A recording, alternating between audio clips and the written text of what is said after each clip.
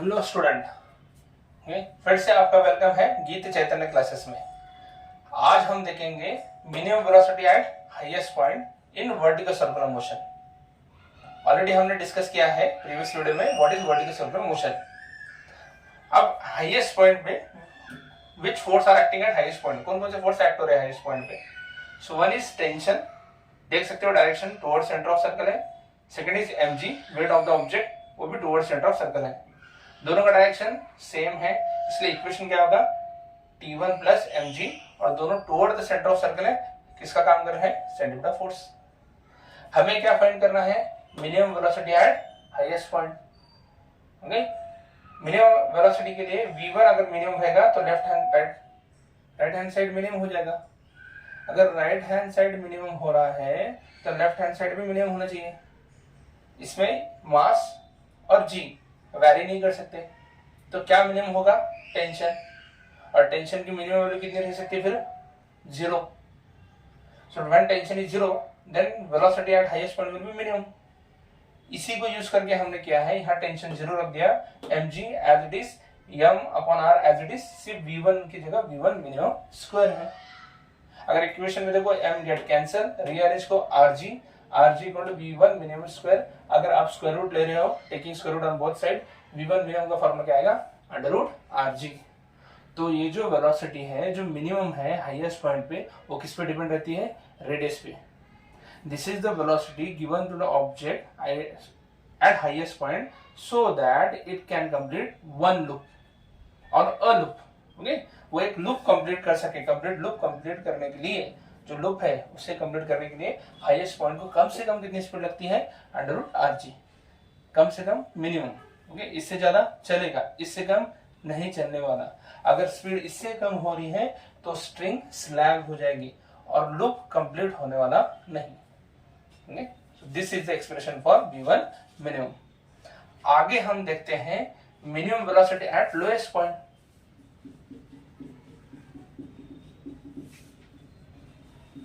velocity at lowest point.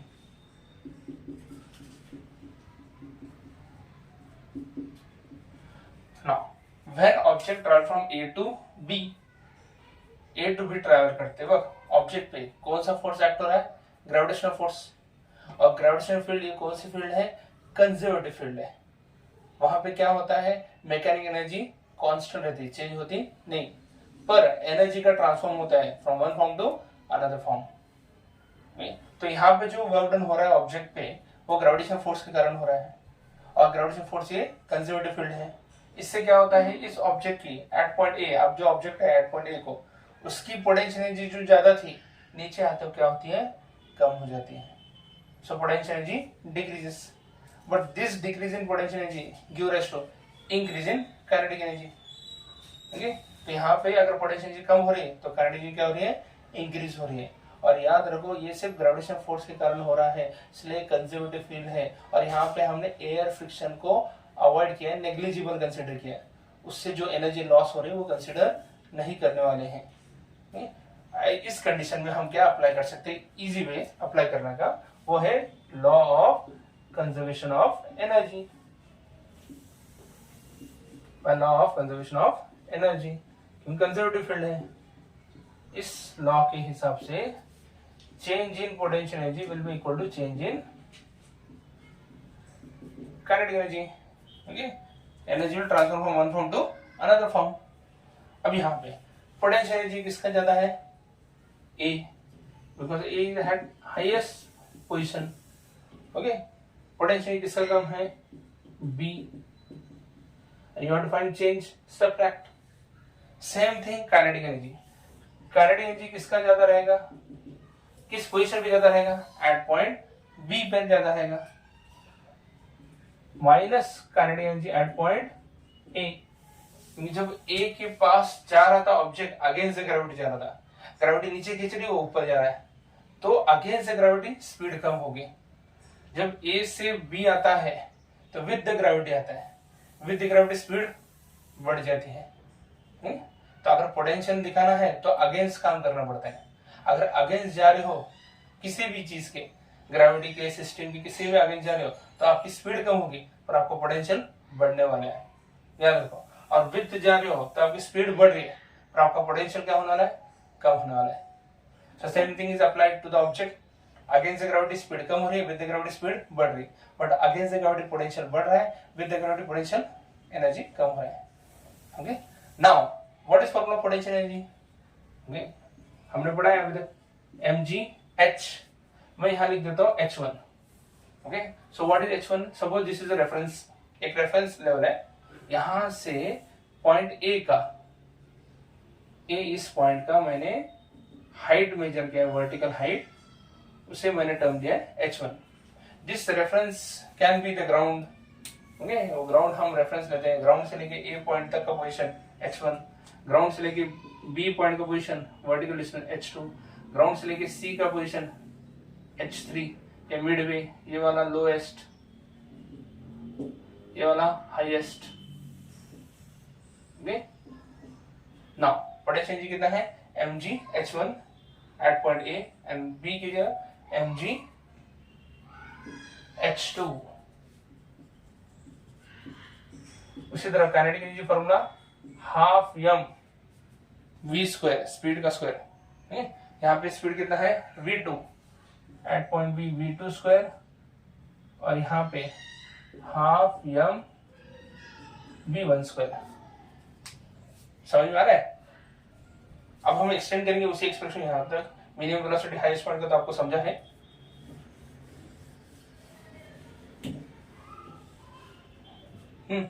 अब यहाँ पे मेरा डायग्राम हमको लगेगा, इसलिए मैंने रब नहीं किया। कॉमन फैक्टर क्या है, mg कॉमन है, h1 माइनस h2, और वहां पे कॉमन क्या है, हाफ m कॉमन है, v2 square minus v1 square. Now right hand side left hand side को कंपेयर करो तो m सेम है, कैंसिल कर लेंगे, 2 यहाँ डिवाइड कर रहा है, यहाँ मल्टीप्लाई कर देगा। So 2g h1 minus h2 equal to v2 square minus v1 square. ठीक है, अगर हम ग्राउंड से लेके h1 तक और ग्राउंड से लेके b दैट इज h2, इन दोनों का डिस्टेंस का माइनस कर दे, इसमें से ये माइनस कर दे, तो ये जो डिस्टेंस रहता है इसे हम क्या बोलते हैं, डायमीटर। इसे हम क्या बोलेंगे, डायमीटर। और डायमीटर किसको इक्वल रहता है, double of radius. Double of radius means h1 minus h2, ये h1 है, ये h2 है, इन दोनों में से माइनस ये डायमीटर है, और डायमीटर किसको इक्वल है, डबल ऑफ रेडियस। तो मैं 2g as it is copy करूंगा, ये h1 माइनस h2 में क्या लिखूंगा, 2r will be equal to v2 square minus v1 square. Now 2r into 2g will become 4rg. v2 square minus v1 square. ये formula भी उतना ही important है जितना मिनिमम वेलोसिटी का फॉर्मूला है, क्योंकि कुछ कुछ एक्सप्रेशन में, कुछ कुछ न्यूमेरिकल्स में, सॉरी नॉट एक्सप्रेशन, न्यूमेरिकल में आपको v1 स्पीड देते हैं, वो मिनिमम है, मैक्सिमम है, कुछ बताते नहीं है, it is just v1 and you are told to ask, you have asked to find v2. Okay, they will give you value of v1, whether it is minimum maximum they will not tell you, okay, but they will ask you to find v2, v1 देंगे, v2 find करना बोलेंगे। तब अगर आप under root rg use करना चाहते हो या जो v2 मिनिमम का फॉर्मूला है वो यूज करने वाले हो, तब आपको सोचना पड़ेगा वो मिनिमम था या नहीं, इसलिए उस वक्त वो मिनिमम मैक्सिमम कुछ मेंशन नहीं है, तब ये आप फॉर्मूला यूज कर सकते हो। This formula is applicable for every condition, velocity minimum रहने मैक्सिमम रहने कुछ भी रहने, ये हमेशा अप्लाई होता है, because we are using law of conservation of energy. Okay, आपको पहले ही बताया ग्रेविटेशन फोर्स के कारण हो रहा है, और ग्रेविटेशन फोर्स का जो फील्ड है, ग्रेविटेशन फील्ड, वो कंजर्वेटिव फील्ड है, यहाँ पे हमने एनर्जी लॉस कंसिडर नहीं किया। तो ये फॉर्मूला हमारे मिनिमम वेलोसिटी को भी अप्लाई होता है, मैक्सिमम को भी हो सकता है, whichever velocity is there you can apply this formula v2 square minus v1 square. सिर्फ टेंशन से स्ट्रिंग ब्रेक नहीं होनी चाहिए, इतना याद रखो। So v2 square minus v1 square का फॉर्मूला क्या है, under root, sorry v2 square minus v1 square का फॉर्मूला क्या है, 4rg, यहाँ पे स्क्वायर रूट नहीं है। अब हम जाएंगे मिनिमम वेलोसिटी फाइंड करने के लिए। अगर आपको v2 मिनिमम फाइंड करना है तो v1 भी मिनिमम रखना पड़ेगा। अगर v1 मिनिमम रहा तो ही उसकी स्पीड उतनी ही बढ़ेगी जाके v2 मिनिमम रह सके। अगर v1 ज्यादा रह गया तो ग्रेविटी उसकी स्पीड और ज्यादा बढ़ेगी, तो v2 मिनिमम नहीं रह सकता। तो अगर v2 मिनिमम चाहिए तो v1 भी क्या कंसीडर करना पड़ेगा, मिनिमम कंसिडर करना पड़ेगा। तो यहाँ पे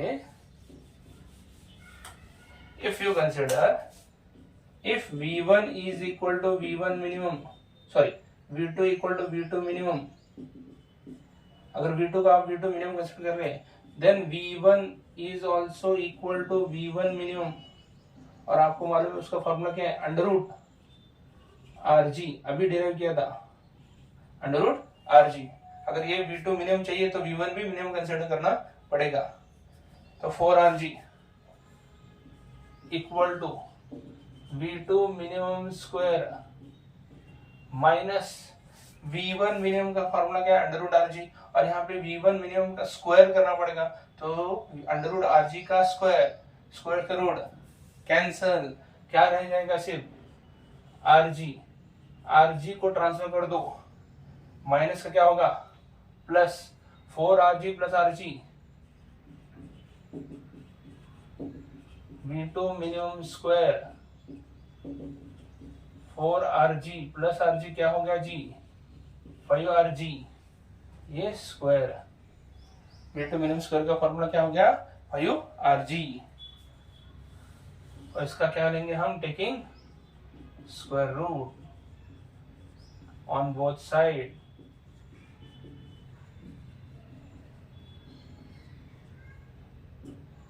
V2 मिनिमम क्या होगा, अंडर रूट 5RG,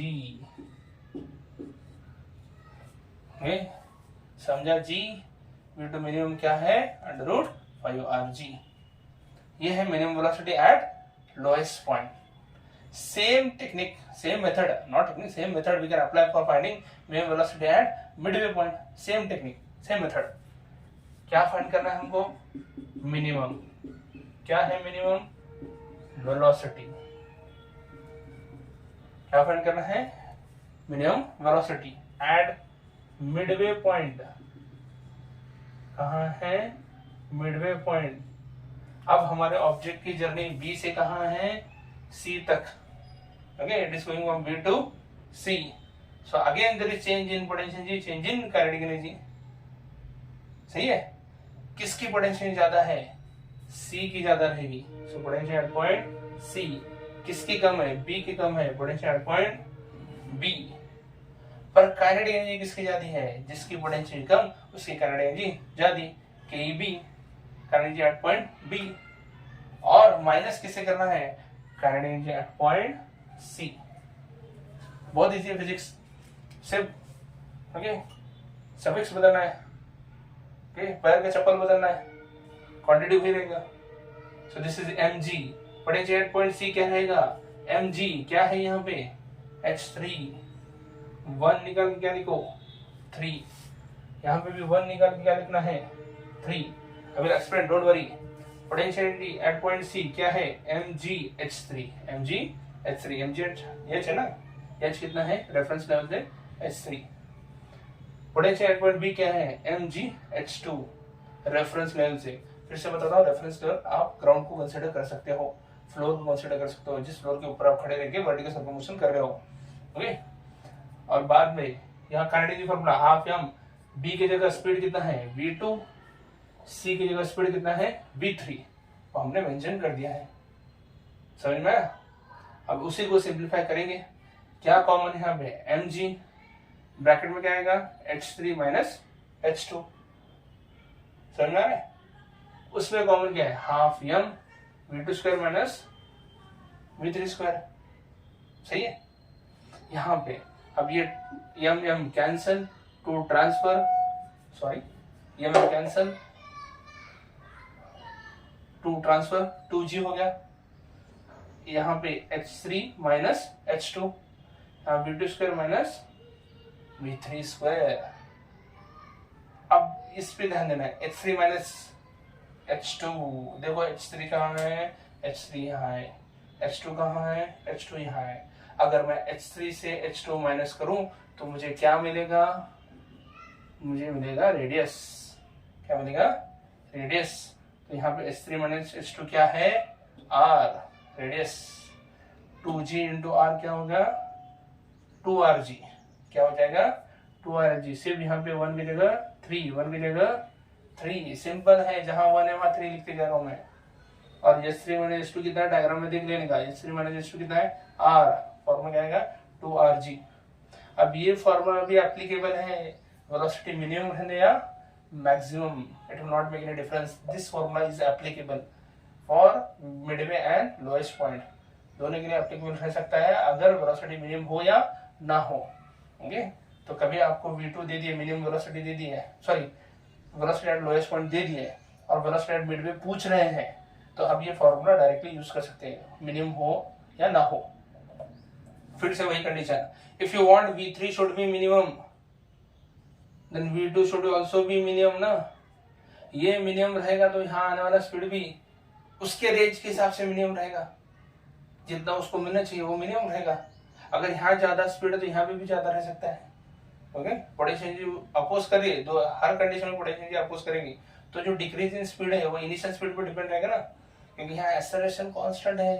क्या है एक्सेलरेशन यहाँ पे, g, एक्सेलरेशन ड्यू ग्रेविटी। इसलिए अगर आपकी इनिशियल वेलोसिटी ज्यादा है तो फाइनल वेलोसिटी जो डिक्रीज हो रही वो भी पहले से मतलब इनिशियल वेलोसिटी से कम रहेगी, पर उसके लिमिट जो उसका रह रहा है, अगर इनिशियल वेलोसिटी यहाँ पे ज्यादा है तो ये भी थोड़ा ज्यादा रह सकता है, इनिशियल से कम रहने वाला, क्योंकि यहाँ जी क्या कर रहा है, उसको अपोज कर रहा है। अगर ये मिनिमम है तो यहाँ पे आने वाला वेलोसिटी भी मिनिमम ही रहेगा।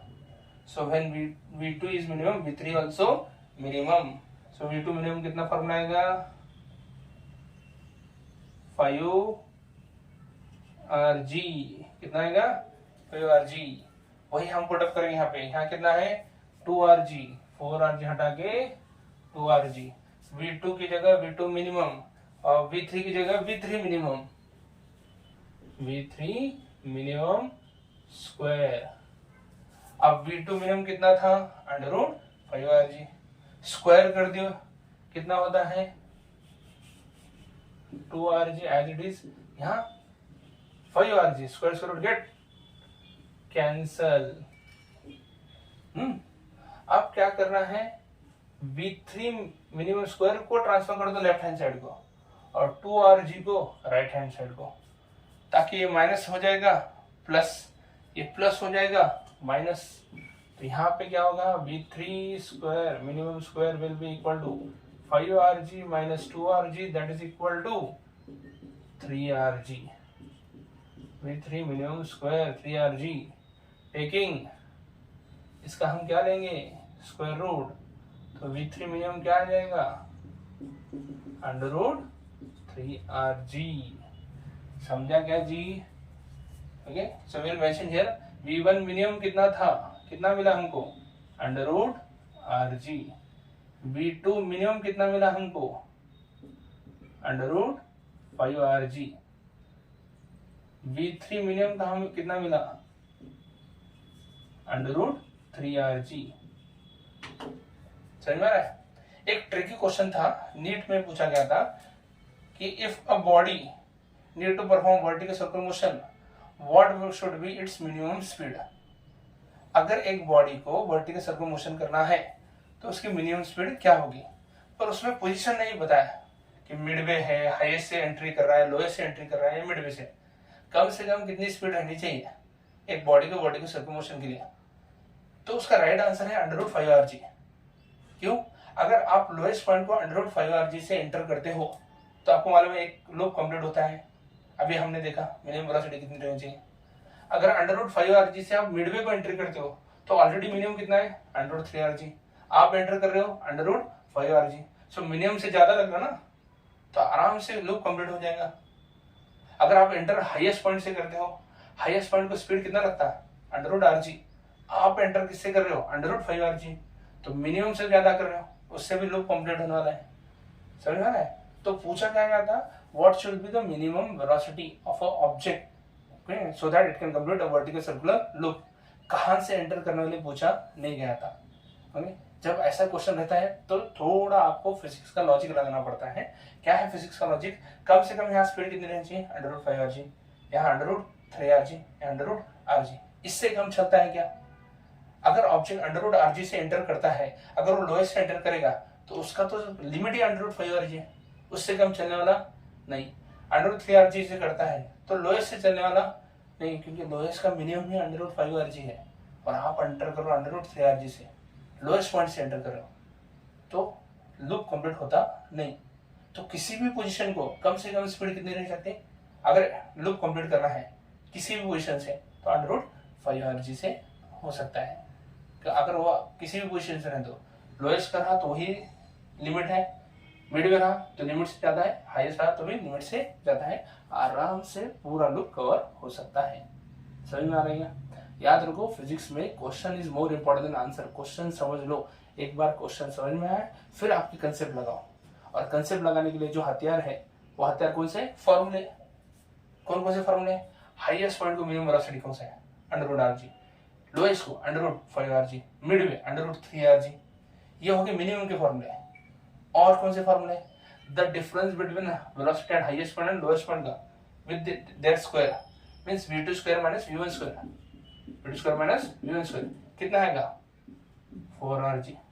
v2 square minus v3 square कितना आएगा? 2rg। अगर आप वर्टिकल सर्कुलर मोशन पढ़ रहे हो तो ये 5 फॉर्मूले इंपॉर्टेंट है ना रिगार्डिंग वेलोसिटी। आपको वेलोसिटी रिलेटेड जो भी न्यूमेरिकल आ रहे हैं तो ये 5 आएंगे, 1 2 3। इसमें सबसे इंपॉर्टेंट वर्ड कौन सा है? मिनिमम। मिनिमम। अगर मिनिमम वर्ड आता है तो ये फॉर्मूला आराम से यूज करने का with respect to the position. कौन सी पोजीशन के लिए पूछ रहे हैं? अगर मिनिमम नहीं है, एक की वेलोसिटी दी है, दूसरे की स्पीड पूछ रही है दूसरे पोजीशन की, तो कंपेयर करने का v2 square minus v1 square 4rg, v2 square minus v3 square 2rg, v3 square minus v1 square भी रहा तो भी 2rg ही आता है। समझ में आ रहा है? So with this you can solve the numerical also regarding velocity of object in vertical circular motion। आशा करता हूं कि मैं आपकी कंसेप्ट क्लियर कर रहा हूं। ओके, नेक्स्ट वीडियो में हम देखेंगे tension, difference in tension at highest point and lowest point, difference in tension between mid में and lowest. Thank you for watching this video.